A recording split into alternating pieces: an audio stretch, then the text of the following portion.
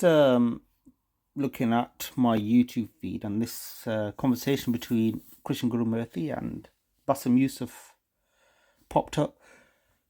And I was listening to it, and then something quite pertinent, quite profound came up about how all this call against the injustice happening in the Middle East, it's beginning to wear down the hopes of people. So let me just play it, and I'll just provide some sort of commentary at the end of it. Hang on. The Daily Show in America was this sort of vaunted thing that people think is absolutely amazing. Jon Stewart's back on it. It's very funny. But it's not going to stop anything happening, is it? Mm-hmm. Yeah. It's an illusion of freedom of expression. It's an illusion. Yeah. Just explain. My show is an illusion. All of this is illusion. We're wasting our other people's time by talking about stuff, thinking that we can actually make a change. Well, the world doesn't even change. I mean, it's right there. How many UN resolutions? How many Security Councils? It doesn't matter. It doesn't matter. Really, we can talk and we shout and we can cry and we can jump and we stomp. And at the end of the day, the people in power are doing whatever they want. Did you feel that your show was pointless or was powerless? Yeah, at the beginning I had hope, but at a certain point, it doesn't matter. When you started out doing that, when you were first offered that I was enjoying the comedy. What did you think you were going to be doing? Here's the thing. I like making fun of people in power. It's a beautiful thing, and I think it is the measure of a democratic society. At a certain time when I could do it, you become disfranchised and you lose hope. And then you come to the United States and you think that there's hope because you can speak about anything you want. But then you speak about stuff and it doesn't matter. You vote for whoever in office and it doesn't matter because whoever you vote for doesn't really follow your direction or doesn't really work for your special interest. It works for the special interest of the people who give him money for the next election cycle. Are you going to vote?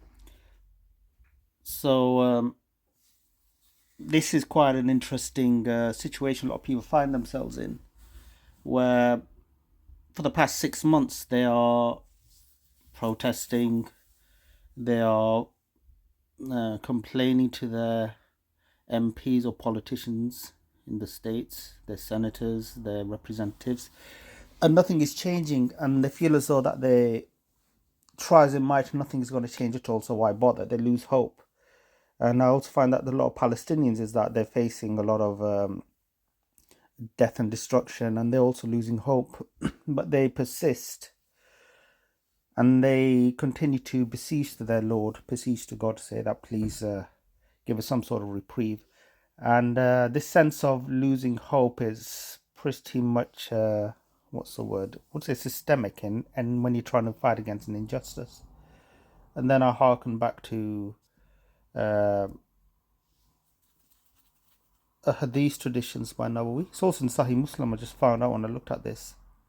We say that I heard the Messenger of Allah sallallahu alaihi wasallam say, "Whoever of you sees an evil, let him change it with his hands, and if he's not able to do so, then let him change it with his tongue, and if he's not able to do so, then with his heart, and that is the weakest of faith." So this point about fighting against injustices is that if you have the intention, if you have the thought that this is wrong, then essentially you are on the path of fighting against inequity in society, but it's the weakest of faith. Then you go out and protest, you fight it with your tongue, but that's like the next level of faith. And then I wouldn't say the highest form of faith, but here, according to this hadith tradition, to stop an injustice with your hands, that's the next or highest form of faith in the context of fighting against injustices. But there is a sense of losing hope, is that nothing seems to be changing at all. So when I was talking to a lot of Gen Zers,